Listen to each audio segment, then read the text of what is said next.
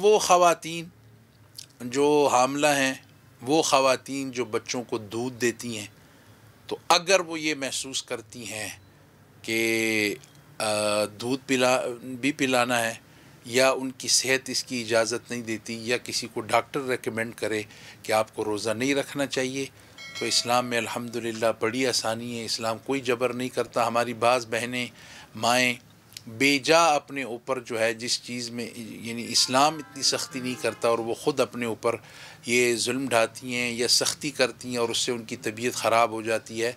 तो अगर किसी को मुआलिज का ये मशवरा है, किसी को डॉक्टर का मशवरा है कि आप न करें, तो बिल्कुल नहीं रखना चाहिए। इसी तरह कोई गुर्दों का मरीज़ है, कोई बाकी चीज़ों में अमराज में होते हैं और वो बज़िद होते हैं बुज़ुर्ग कि भाई हमने खामखा रखना है, तो जिन लोगों को डॉक्टर की तरफ से ये हिदायत हैं तो उन लोगों को नहीं रखना चाहिए। फिर जो आसानी के दिन आए, यानी सर्दियों में दिन भी मुख्तसर होते हैं, तो वो फिर उस वक्त वो रख लें। इस मामले में कोई गुनाह नहीं है, यानी शरीयत इजाज़त देता है।